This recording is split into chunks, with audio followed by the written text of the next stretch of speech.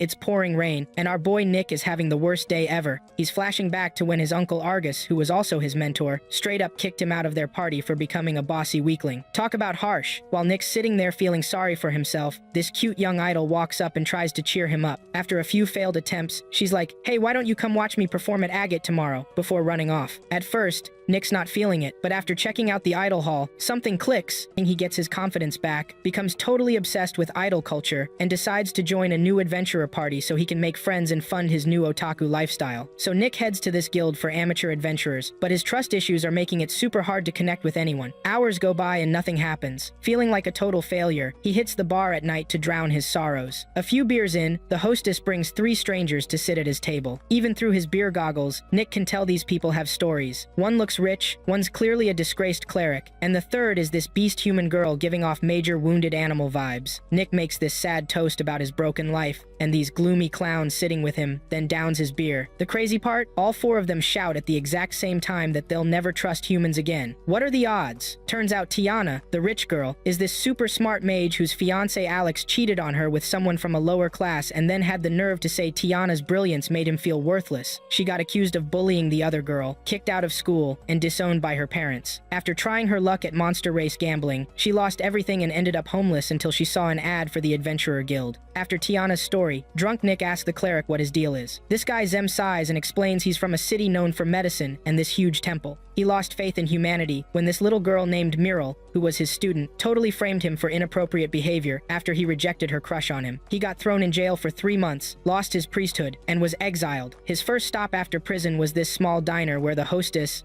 used his healing powers, if you know what I mean. The next morning, she suggested he head to Labyrinth City to become an adventurer and start fresh. After hearing all this, the group decides they shouldn't believe random drunk stories. Zem mentions he's on his way to defeat the Demon King, and Nick realizes the red-haired beast human hasn't shared her story yet. When called out, she gets all nervous before quietly saying someone important to her stole something precious. Minutes later, she's so drunk, she's causing a scene. Nick wakes up the next morning, confused about why he's in a room with these 3 strangers. When he tries to kick them out, Tiana's like, "This is my room," and boots them all instead. After flashing back to meeting that idol girl, Nick has an idea. He calls over the cleric and beast human and suggests they form a trust-free party, since they all have trust issues. This way, they can each achieve their goals without having to actually trust each other. After Nick's little pep talk, our squad of 4 marches into some random adventurer guild to officially form their party. The manager's like, "So what are you guys calling yourselves?" And Nick suggests survivors, because no matter what crazy stuff happens, they'll always find their way back. After thinking it over, everyone's down with it, so boom, they're officially registered as the survivors. That night, they come up with 3 team rules. 1, don't mess with other people's hobbies. 2, be smart with money. And 3, come back alive no matter what happens. Nick suggests they all get involved in protecting their loot. He'll handle the bookkeeping, Tiana will audit and carry the cash, Curran, the beast human, will guard the safe, and Zem gets to keep the key. When Zem accuses Nick of just bossing everyone around for his own benefit, Tiana points out that Nick actually has the hardest time accessing the safe among all of them. Zem's still suspicious, and Curran cheerfully announces she'll totally steal the safe to buy delicious food. Nick's like, "Look, we gotta believe in each other while still keeping our own doubts." He asks Curran to trust him, but she straight up admits she can't put her faith in anyone. Tiana and Zem chime in saying they feel the same way as Curran, but they're willing to work something out. The next day, the gang takes on their first mission as a team. Nick leads them into a labyrinth, and right away Curran senses something's off, while everyone else is just chatting away. They come across this weak slime munching on grass. Nick pulls out its core and keeps leading the group deeper. After taking out cores from a bunch of weak slimes, Tiana starts losing focus and babbling about random stuff. She gets smacked in the face by a slime and trips over another one. Once she's back on her feet, she agrees to pay attention. Super annoyed, she creates these sharp ice shards and accidentally launches them at Curran, who luckily turns around in time and blocks the attack with her giant sword. Tiana tries to check if Curran's okay, but Curran flips out, saying she was really trying to trust them, but they keep proving why she shouldn't. Despite this beef between them, the 2 girls work with the rest of the team to destroy all the lurking slimes until they reach the top floor where the king slime is just chillin' like a big purple blob. While Nick's explaining what he knows about the king slime, Tiana rushes forward to attack it. After stabbing the huge slime with an icicle, the thing explodes and covers everyone in gross slime gunk. Later, by the river, Curran tells Tiana she can never trust her, and Zem asks Nick why the king slime exploded. Nick explains that huge slimes react to powerful magic by splashing slime everywhere. Tiana blames Nick for not warning her, but Nick points out that if she had told him what kind of magic she used, he could have advised her. Nick tells Zem he's better suited for the back lines, not the front. Then he pulls out his weapons and explains his own strengths and weaknesses, before telling everyone else they should consider sharing theirs too if they're serious about being a team. Zem admits his fighting abilities, and Nick's words really hit Tiana hard. She bows to Curran and apologizes for attacking her. Then she tells everyone about her own strengths and weaknesses. After mentioning that Curran's strength is fire-based, she sits back down. Curran sneezes fire towards shivering Tiana, and Tiana actually thanks her for warming her up. Curran pretends it was an accident, but the two girls start forming this weird, unspoken bond. Before you know it, the survivors are on their second mission, working together to take down a clan of humanoid monsters. Zem realizes Nick is actually super powerful. While Nick collects proof of their completed mission, Tiana scans the woods with her detect magic spell looking for more monsters. Zem mentions that Tiana's detection magic is stronger than the usual stuff. The team points out that Nick is way more powerful than he lets on. Suddenly, Tiana alerts everyone to something she detected in the woods with magic 5 times stronger than a regular goblin. Nick figures it's probably an ogre, adding that they don't have enough team experience to face one. When Zem asks if they should retreat, Nick explains that if they leave the ogre alone, it and its clan will absorb all the magic around and eventually start attacking small towns. Plus, he adds, defeating an ogre means serious cash. After some confusion among the team, Tiana explains that ogres are super resistant to magic, so she can only distract it while the others take it down. Nick quickly comes up with a plan, and the four head toward the ogre. Curran leads the attack while Zem covers her and Nick with magic, and Tiana distracts the ogre with icicles. After watching the first wave of goblins fall, Curran makes the tough choice to trust that Tiana won't accidentally hit her with ice shards. With determination in her eyes, Curran engulfs her sword in flames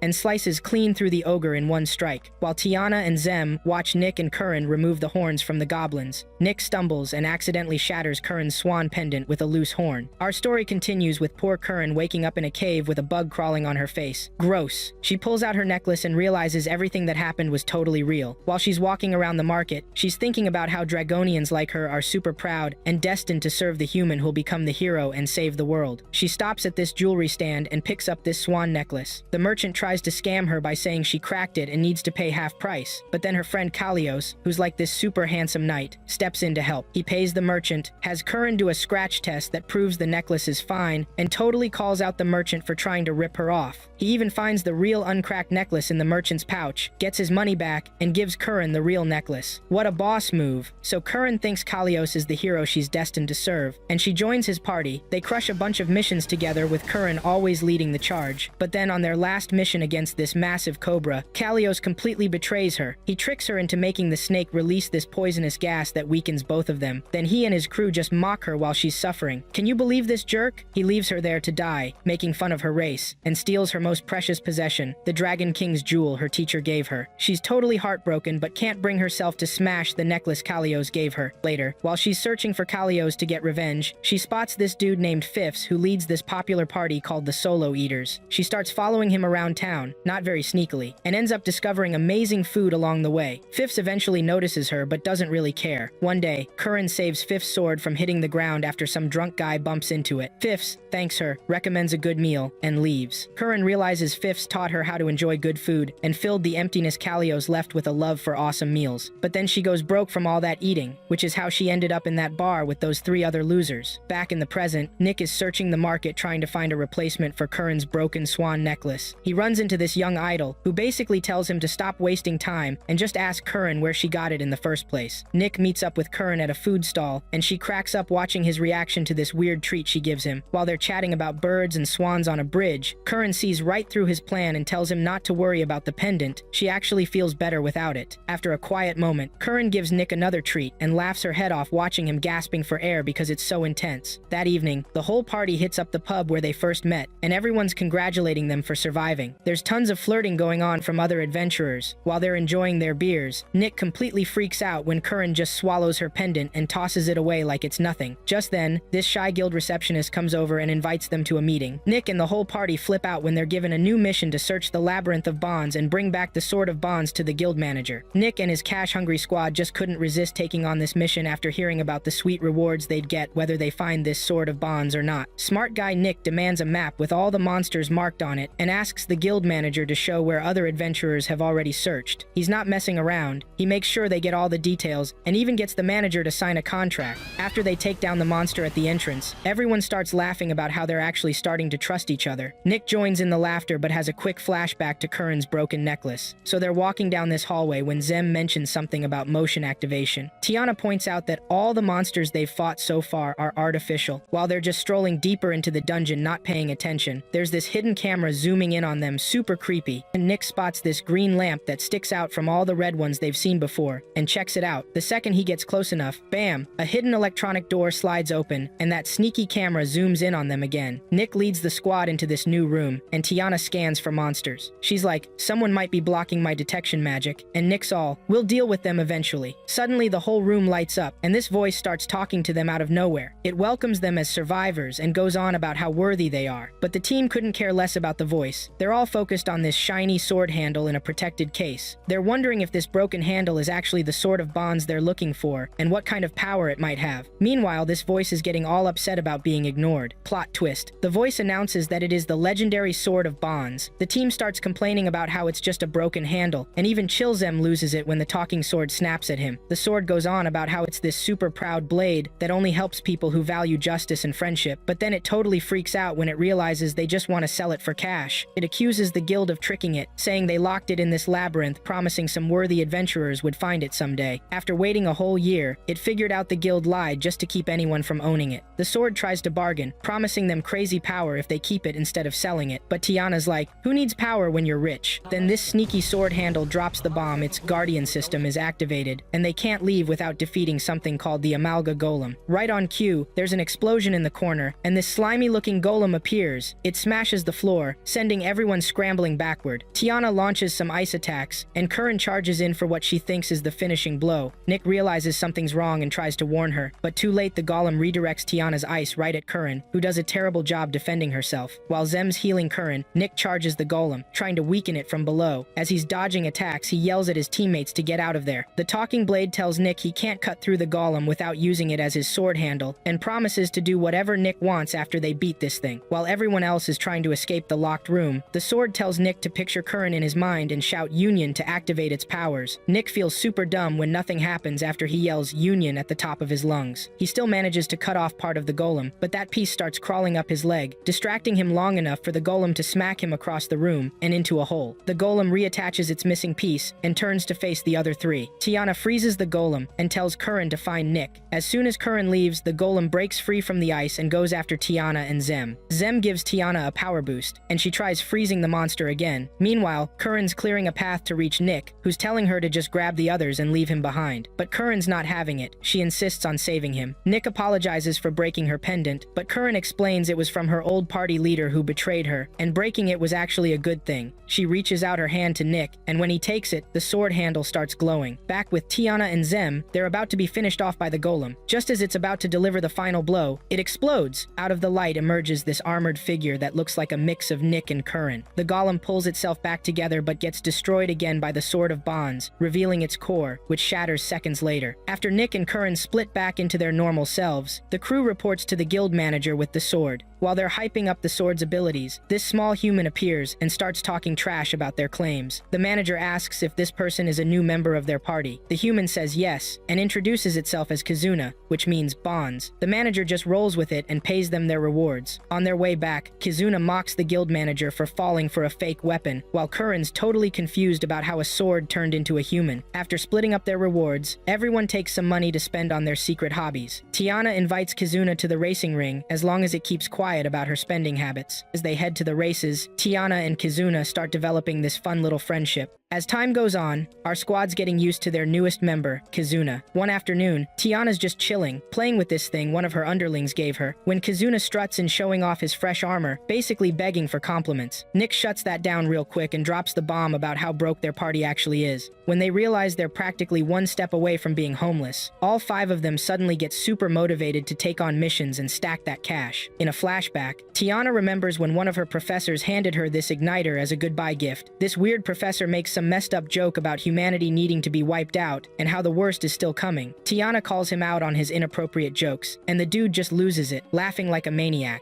Tiana politely excuses herself, but before she can bounce, the crazy guy stops laughing for a second to drop some advice, then immediately goes back to his psycho, laughing as she respectfully walks away. Later, Nick wakes up from a nightmare about his ex and wonders if everyone else is also having these weird dreams about their past. Next scene, Kizuna completely ruins the team's plan by charging straight at the enemy. After this huge ogre blocks Kizuna's first attack, it launches a massive magic ball at him. Kizuna just tosses the magic ball aside, does this shadow clone jutsu thing, and one-shots the ogre. When everyone regroups, Kizuna brags about how he can make 5 copies of himself by tapping into the team's stamina and strength. Nick mishears the explanation but admits he thinks Kizuna's battle technique is pretty sick. Kizuna proudly says his sword techniques were installed into him. When Curran asks what that means, Kizuna explains he copies and perfects the fighting styles of past wielders. Tiana calls him out for being a cheat, but Nick steps in before things get heated. Kizuna starts bragging about having some super move, but Nick knocks him down a peg by saying he's not planning to use their union technique anytime soon. Kizuna calls Nick a stingy fool, but Nick explains there's no point using a technique that'll knock them all out afterward, using their new telepathy skills. Thanks to Kizuna, the party members tell each other their plans for the rest of the day. Kizuna decides to tag along with Nick and Curran to grab dinner. While they're walking, Nick realizes the restaurant Curran picked is the same place he used to go with his crazy ex-girlfriend. While they're munching on their food, Nick hears his ex's voice nearby. He turns around and spots her trying to scam another poor dude just like she did to him. Nick steps in and points out a hole in her sob story. The young guy looks confused, glancing between Nick and Claudine. When Nick calls out Claudine for somehow having 2 different birthdays, the young guy asks her who Nick is. When Claudine tries to escape with the young guy, Nick threatens her, and she storms out of the restaurant alone and mad. Later, Claudia walks in with some big dude and dumps slop on Nick's head while he's meeting with his party. Nick immediately knows who did it, and the big guy tries to intimidate Nick for embarrassing Claudine at the restaurant. He challenges Nick to a face-off and leads him to a private area. Once they're alone, the big guy surprises Nick by apologizing and thanking him for stopping Claudine's scam. The big guy tells Nick to keep Claudine for himself, then suggests Nick must be ripping off his party members like other party leaders do. Nick laughs hysterically and punches the big guy in the gut for saying that about him. The big guy tries to fight back, but Nick pins him down. While Nick's figuring out what to do about the fraud accusation, another member of the big guy's party throws Nick off. Curran appears out of nowhere and knocks the new guy off his feet. The guild manager walks in and introduces herself as Vilma.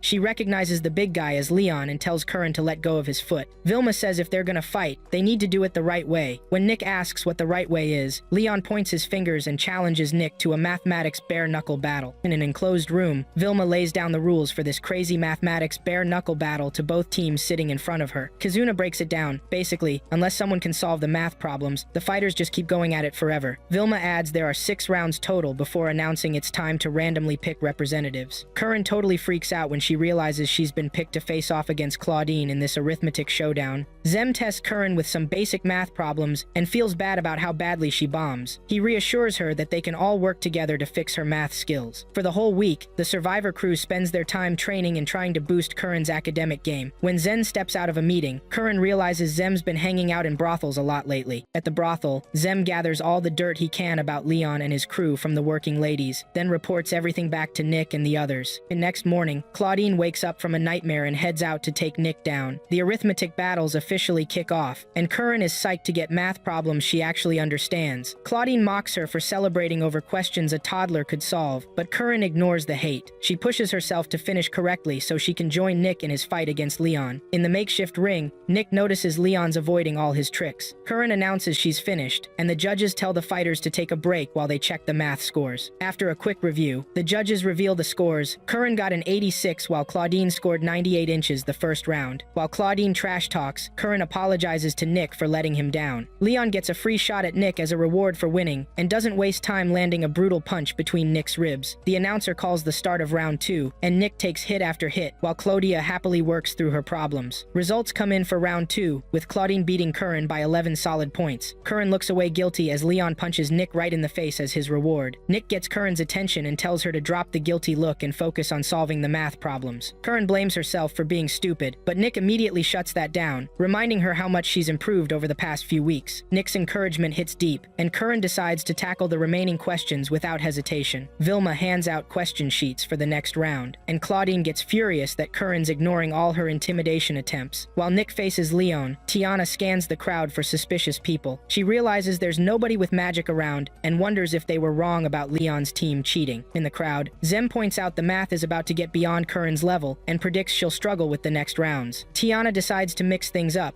and suggests they take all remaining rounds at once. When the crowd backs her idea, Vilma agrees as long as Nick and his opponent are ready to take all penalties at once. Claudine looks around and notices the crowd cheering for Curran's speed. She thinks Curran's just pretending to work fast to psych her out. Using telepathy, Claudine contacts the third member of her team and asks for help. While the geeky guy with glasses punches numbers into his calculator, Tiana spots him and leaves with Zem and Kazuna. Nick chuckles and points out that Leon's last team member seems to be missing. Leon nervously makes up an excuse and wonders if Nick's team discovered their trick after noticing Tiana's gone. Leon tries to stop Claudine from contacting their teammate, but Claudine tells him to shut up. Kizuna and the others catch the glasses guy, and Claudine loses it when the answers stop coming. Tiana's group returns with Mr. Glasses and a pile of evidence proving they've been cheating the whole time. Vilma orders guards to arrest Leon and his crew. As the guards lead away the chained cheaters, Claudine cries out that she wasn't always a bad person, and Curran continues that nobody starts off bad. It's our past choices that shape who we become. Tiana adds that if Claudine has truly realized her mistakes, she should try to fix them. After this stressful challenge, the team of 5 hits up a restaurant to celebrate their win. While Leon's strapped to a chair in this creepy dungeon, he starts having this major flashback about why he totally hates humanity. Back when he was just a kid, he was adventuring with his big bro who he basically served. This brother of his raided tons of treasure, got super rich and famous living the dream, right? But then his brother died this awful death with zero dignity. Leon snaps back to reality and he's like, yep, that's exactly why I don't trust people. Then this guard comes up with this evil look in his eyes, points a sword right at Leon's chest, and demands to know where all the stolen treasure is. Leon's thinking to himself that the guard must be talking about this insane treasure from his brother's biggest heist ever, something so dangerous they couldn't sell it or even use it. With this intense look, Leon summons the Sword of Destruction, and the guard nearly jumps out of his skin when this weapon just appears from the ceiling. Meanwhile, Tiana's upgraded from racing to a fancy gambling table, placing her bets. Nick's ugly mug shows up, scanning the room, so apparently their party of 5 decided to split up after scoring some gold. Tiana invited Kazuna to hit the casino, and Nick tagged along to keep Kazuna from running their mouth. While this huge beast dude is heading to the casino looking for Nick with revenge on his mind, Tiana lights up her pipe and watches her opponents. After totally cleaning them out, she mocks them until one gets super annoyed and leaves. Someone watching asks if she was trying to stop the guy from losing more money, but Tiana gets all deep, saying it's just as easy to toss people aside as it is to be tossed aside yourself. The onlookers all impressed while Tiana keeps philosophizing about gambling life. They're chatting when crash, something interrupts them, and everyone freaks out when someone yells monster. Guards try to stop whatever it is, but they're not having much luck. Turns out the monster is actually Leon in beast form. He's looking around for Nick, throwing guards left and right. He's thinking about how he summoned that Sword of Destruction in the dungeon and just wrecked everything. While Tiana's trying to figure out how to protect everyone without her weapon, Leon comes up to her, recognizing her scent. He demands to know where Nick is, and Tiana freaks when she realizes this ugly monster is actually Leon, the same guy they outsmarted in that mathematics bare-knuckle battle. When she tries playing dumb, Leon's like, I can smell lies, and if you mess with me, you'll be carpet stain. Across the room, Nick notices people freaking out but doesn't know why yet. Tiana's stuck between risking her life for Nick or just saving herself. But then she laughs and asks Leon why he thinks threatening her would even matter to Nick. Leon says threatening a comrade would definitely make Nick react. Tiana just laughs in his face and drops this truth bomb that they're just adventurers who don't believe in humanity or each other. They're not actually comrades. While Leon's processing this shocker, Tiana pulls out her pipe and igniter. Then bam! She stabs his paws with the glowing igniter. Leon screams black smoke everywhere and he drops. Tiana tries escaping with this lady, but Leon blocks them, so Tiana tells some hiding dude to take her new casino friend and run. Getting back on her feet, Tiana explains that her party is just a bunch of broken people supporting each other. Leon's surprised she's being so real, but he realizes what he smelled was hope mixed with giving up. Tiana declares Nick would never risk himself for her, so Leon pulls out the Sword of Destruction to finish her. But plot twist, Nick appears out of nowhere and blocks the attack with his Sword of Bonds. Tiana warns Nick about Leon, and Nick starts trash talking. Then the swords literally start talking to each other, with the Sword of Destruction vowing to beat the Sword of Bonds. The Sword of Destruction powers up, and Leon absorbs its energy, forcing Nick to team up with Tiana. They drop the temperature and try trapping Leon with ice, but he just walks through it. As Leon's walking away, he realizes he never wanted this fight and has nothing to gain. Looking around at the damage, he feels bad about what he's done, but the sword keeps telling him about the power of making people fear him. Leon admits to himself he doesn't want to be someone who ruins people's joy, then lets out this massive roar. And Team Nick traps him in an ice cage and stabs him with icicles. But Leon challenges the sword's worldview, saying all he wanted was to be an adventurer like his brother. The sword reminds him his brother died terribly, and Leon agrees his brother was killed by his comrades, but insists the sword is wrong about him. He's not the villain. He breaks free from the ice cage and drops the sword of destruction. Team Nick freezes the sword and slaps some anti-magic cards on Leon until the cops arrive. Leon thanks Nick for stopping him and surrenders to the authorities. Later, Nick visits Leon in his cell to tell him nobody died at the casino and that he sealed away the evil sword. As Nick leaves, Leon laughs to himself because Nick doesn't realize how much his party members actually trust each other. So Nick's running through this quiet park totally clueless, and this idle girl is straight up sneaking behind him. She's messing with his head, making him think it's his own conscience, telling him to buy some expensive idol merch. After a few blocks, she convinces him to take a break,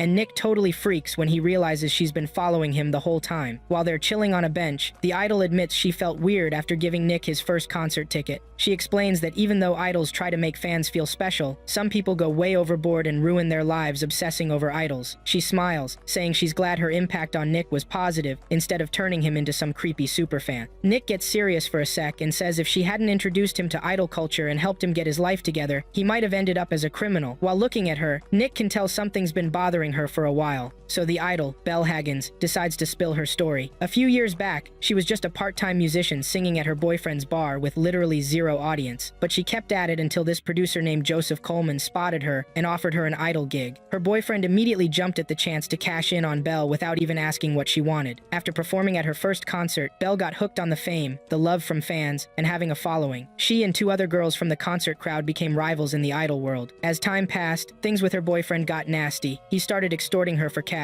Belle realized her former dream partner had turned into this money-hungry monster who was gambling and living large on her dime. He completely stopped working and just mooched off Belle's income, but she was too blind to see it and let his behavior slide. One night, Belle goes out for a drink and overhears Claudine dumping Nick. She follows the heartbroken dude into the rain to cheer him up. Later, her boyfriend convinces her to hit up a casino where she runs into Tiana, who had cleaned out her boyfriend's money just to get a reaction from Belle. When Leon shows up in monster form, she watches in awe as Team Nick takes him down. After the casino drama, Joseph Coleman pays off Belle's boyfriend's debt and bans him from seeing her again. Belle finally grows a spine and officially breaks up with her boyfriend, who acts like he couldn't care less. He calls Belle a failed gambling material and drops some meaningless advice before leaving. Belle lost track of him until randomly seeing him sweeping streets like a total loser one afternoon. In the next week, Belle throws a comeback concert and dedicates her first song to Tiana, the hero she met at the casino. The crowd goes wild when Belle starts singing, and Nick watches in total shock as he finally puts it all together. After the show, Belle tries to trick Nick at the park again, but this time he sees right through it. He asks why she seemed troubled during her last visit, and Belle admits she had worries like everyone else, but has moved past them. She adds that solving one problem just creates more advanced ones. Nick agrees with her theory, saying once you get a taste of worries, they never stop coming. Belle calls over a stray dog and picks it up, saying she'll keep pushing forward no matter what. Nick agrees again, adding that resolving your problems means you're moving forward in life. After Belle sends the dog on its way, Nick looks up at the sky and tells Belle they have to keep moving forward. Belle looks up too and agrees with Nick, her once lost friend. While the party of survivors is chilling in their crib, Kizuna disturbs each of them with his comic book dream character. Nick cautions them and Kizuna flips in annoyance. He shoves his magazine into Nick's face and throws a fit. A random geek hears Kizuna's cries for justice and piques interest.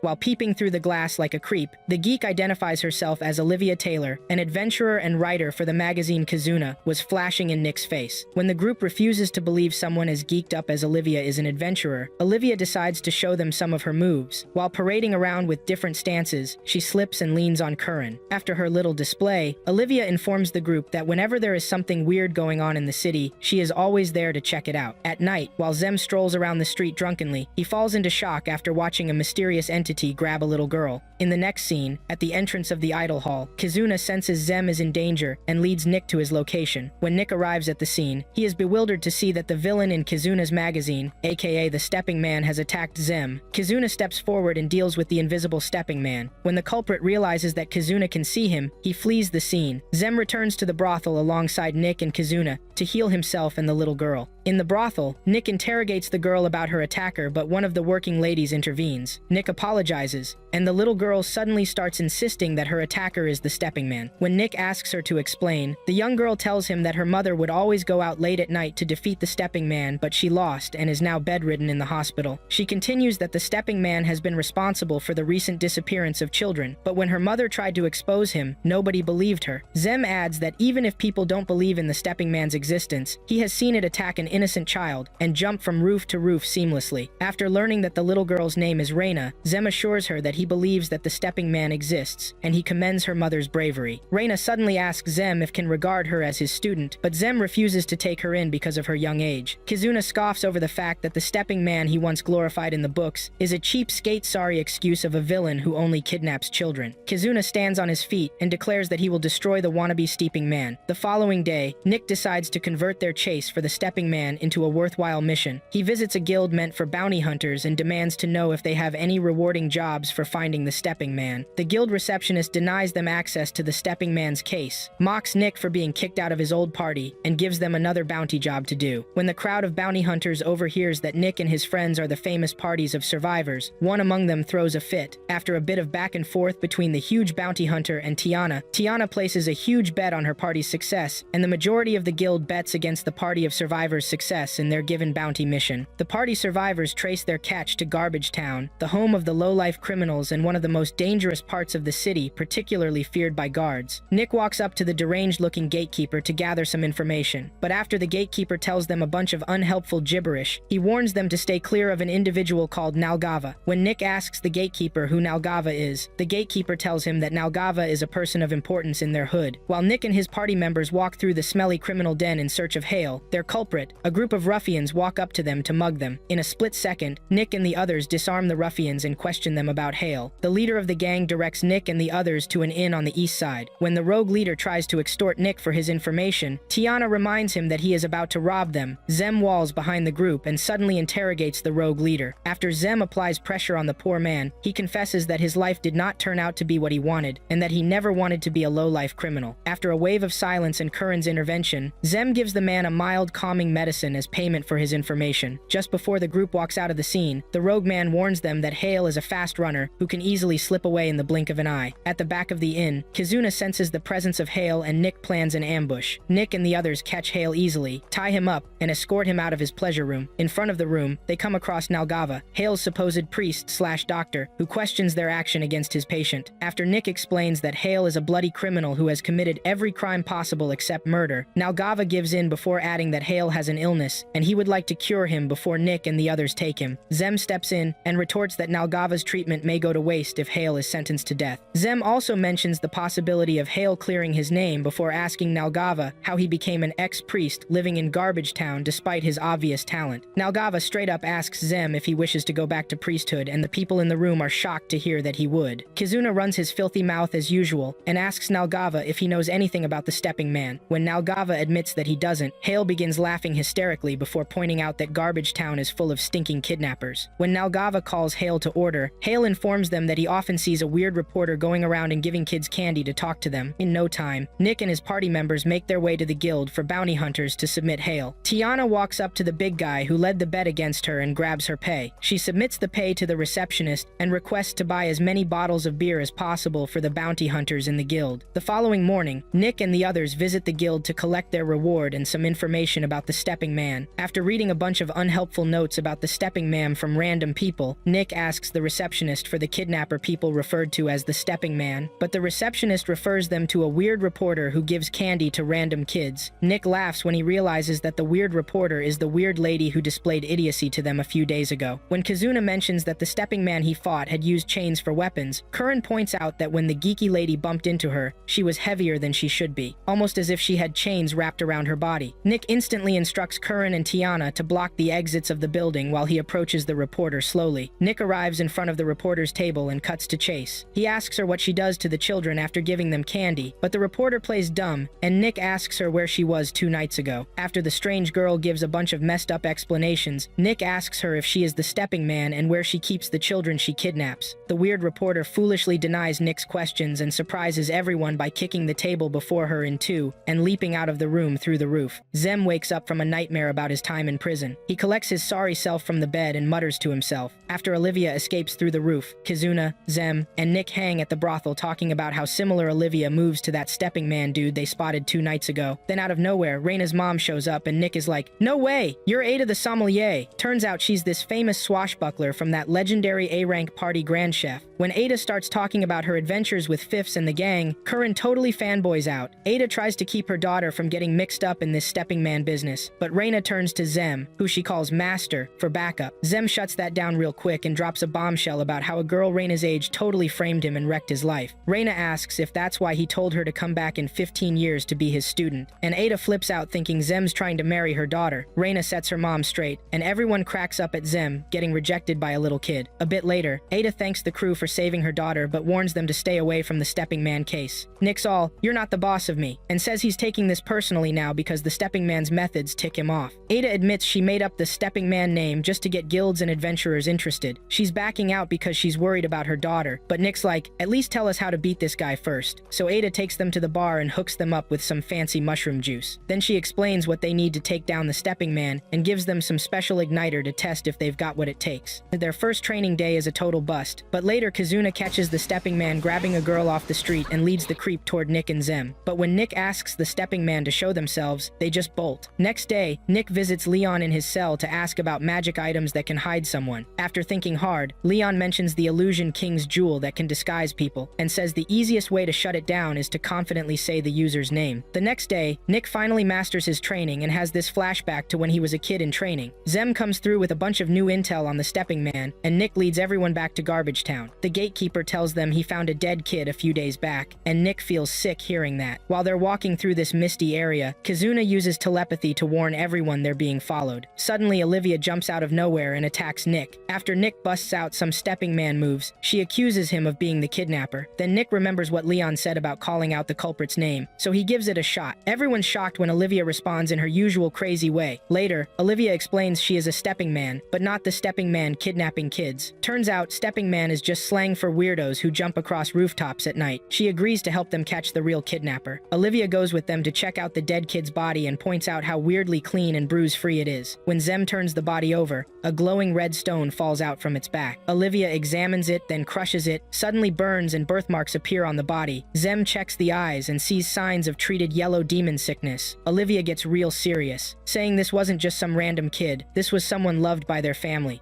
Back at the brothel, Tiana tells them the dead girl was the daughter of a local armor shop owner and had been missing for over a month. They figure the stepping man must be coming in and out of Garbage Town, so they decide to return the body to the parents and get revenge for what happened to her. Nick is chasing after this mysterious stepping man on a full moon night. Nick's all cocky, taunting the guy about being too busy to enjoy the moon, but stepping man fires back with a distorted voice, telling Nick his light body technique is still weak, though he does give props to Nick's fighting skills. They both get into their battle stances, and Nick demands to know why this creep's been kidnapping innocent kids. The stepping man attacks Nick with this huge chain and complains about Nick being too nosy. Nick dodges like a pro and says he's figured out almost everything except why the kidnappings. They start throwing hands, and while blocking Nick's punches, stepping man claims Nick's missing one crucial piece of info. Nick's not falling for it though, and drops a bombshell. He knows the culprit writing those academic papers from the dump, aka the garbage collection, is actually Nalgava, just like Leon predicted. The moment Nick says the name, the invisible cloak fails and reveals Nalgava's angry face. Nalgava gives Nick props for being smart, and Nick explains his suspicions started when they found a body with yellow demon sickness. He figured out Nalgava was using Garbage Town and his victims to find a cure for the disease. When Nalgava says he has nothing left to lose, Nick charges at him but can't land a hit. Nalgava blocks everything effortlessly, saying he knows all Nick's moves. Nick jumps high and delivers this massive kick against Nalgava's guard, and they both crash through the building's roof. Nalgava looks around and realizes, oh snap, he's been lured into a trap. Zem steps forward asking why Nalgava's spreading this deadly disease. Nalgava reveals his daughter died from it. Zem's like, yeah, I know, and starts telling the story of how Nalgava's daughter got infected and died. Nalgava collapses, questioning why his daughter had such a horrible fate. He admits he was desperately searching for a cure, but when he tries justifying his actions, Zem calls him out for killing other people's children while claiming to find a cure. Zem reminds him that the pain Nalgava felt losing his daughter is exactly what he's causing other parents. While they're having this deep conversation, Kizuna warns everyone through telepathy that they're not alone. Suddenly, this bright fire shoots through the entrance and hits Nalgava in the chest. The door falls, revealing some strange being. Zem tries tries healing Nalgava, but the being tosses him aside, telling him to save his magic and wait his turn. The strange being announces he's here to kill everyone. Curran and Tiana try a combo attack but get totally wrecked. Zem goes back to healing Nalgava, who tells him he's holding the team back by trying to save unimportant people while his friends are getting beaten. He says Zem's kindness is just self-centeredness and will get everyone killed. Nick calls out to Zem, asking him to form a union with him, but Zem hesitates and watches Nick get attacked by the strange being. While Zem's frozen with guilt, Kizuna tells him Olivia's buying time while he figures out what to do. Olivia jumps in and lands a direct kick on the being, recognizing him as the infamous White Mask. She blocks his sword with her bare hands and surprises him with her speed, landing hits from behind. After Olivia gets in some good shots, Zem finally forms a union with Nick. When Olivia tries escaping, White Mask drags her down and traps her in this red dome, with crazy high temperature and pressure that could kill her. Team Nick tries helping, but the Sword of Bonds warns them not to rush in blindly. White Mask jumps to attack Team Nick, who realizes the sword is way heavier than it looks. They decide to use speed as their advantage, zooming around at incredible speeds while Olivia notices the dome weakening and starts breaking it. Olivia tries distracting White Mask, but he figures out Team Nick's movement pattern and attacks. Just when White Mask is declaring victory, the Sword of Bonds comes out of nowhere and stabs right through him. White Mask pulls out the sword, admits defeat, and escapes with a massive blast. After making sure everyone's okay, Zem tries healing Nalgava, but Nalgava reveals he infected himself with yellow demon sickness and asks them to let him die in the collapsing building. The next morning, Zem pays his respects at the collapsed building. Kizuna mentions they've solved one case, but Olivia warns them not to let their guard down since White Mask is still out there somewhere. The group convinces Olivia to reveal her true identity, and she confesses she's actually the Sword of War. After that epic showdown between White Mask and our squad of survivors, Nick and the crew are basically chilling at home, healing up, but also low-key drowning in their own thoughts. Nick flashes back to when he was just a little kid, and his dad was taking him and his mom to visit Uncle Argus in Labyrinth City. Things got real dark real quick when their caravan got jumped by bandits. Nick's mom hid him before grabbing a knife and rushing out to help his dad fight. Sadly, those jerks killed both his parents, but then Uncle Argus showed up out of nowhere and saved Nick's life. A few days later, Argus was like, "Hey kid, wanna be an adventurer?" and started training Nick in the hardcore adventurer lifestyle. On Nick's first mission with Argus and his crew, a monster straight up snapped his sword in half. Back in the present, Nick's staring at that broken sword, thinking about the day Argus kicked him out of his party. He closes his eyes and admits he's got regrets. He wishes he could have done things differently. Suddenly, Nick hears someone singing in the rain and freaks when he realizes it's Belle, his idol. Nick runs over with the umbrella she gave him when they first met, and they realize they still don't know each other's real names. They decide to keep it that way, and Belle tells Nick to hang on to the umbrella until the rain stops. Meanwhile, Zem's checking out a patient's mouth when the dude asks if he's the one who killed Nalagava. When Zem says yeah, the patient gets super excited, saying Zem must have killed him to take his place. The guy runs out yelling about winning some bet. After helping another older patient, Zem admits he's decided to fill Nalgava's shoes in Garbage Town as a way to mourn and deal with his own feelings. Tiana wakes up, smokes her pipe, and just stares at the night sky. Next day at the racetracks, she's lost in her thoughts, realizing that living quietly is boring AF. The following day, Curran meets up with the squad looking kinda weird and asks how everyone's doing. After getting some dry answers, Kizuna notices Zem's filthy feet and asks if he's still cosplaying as Nalgava. Zem reminds Kizuna they all agreed to stay out of each other's business. Kizuna realizes everyone in the party is fighting their own mental battles and keeping their distance. That night, Kizuna visits Zem in Garbage Town and tells him that if he's gonna play doctor in such a sketchy neighborhood, he needs the Sword of Bonds to back him up. Kizuna offers to be his bodyguard, and Zem's like, "Thanks, man." Next morning, when Curran meets up with everyone, Kizuna's totally geeking out over some new comics. Curran awkwardly tries to ask how everyone's doing, but switches to talking about food instead. After getting some forced responses, she bails. While wandering around looking for food, Curran admits she can't shake the memories of Nalgava and White Mask. She's still super mad at Cleos for stealing her most precious thing when she spots a merchant trying to scam a young beast girl with a fake cracked necklace trick. Curran shuts that down real quick and watches the relieved beast girl walk away. Nick and the gang find Curran and invite her to hit up the Summer Sleep Festival with them. On their way there, Olivia charges at them like a crazy person to spill some rumors she heard and wrote about in her magazine. When Olivia mentions potential enemies, Curran suddenly asks about the Dragon King's jewel. She admits she shouldn't be obsessing over Kalios, but doesn't know what else to do. Curran says she's been having fun with the group, but feels like she's avoiding something important. The gang surprises Curran by saying they're ready to follow her, fight her battles, and even turn them into paying jobs, just like they did with the stepping man. Olivia drops some motivational speech, and everyone plays along. Just then, fireworks start booming, and they all turn to check out the awesome light show in the sky. After a night of pure fun, with that little beast girl following Curran to every restaurant, Kizuna and Olivia have a deep talk about how they're gonna outlive all their friends because of what they are. Olivia confesses she loves helping heroes who will eventually take down the Demon King and save the world.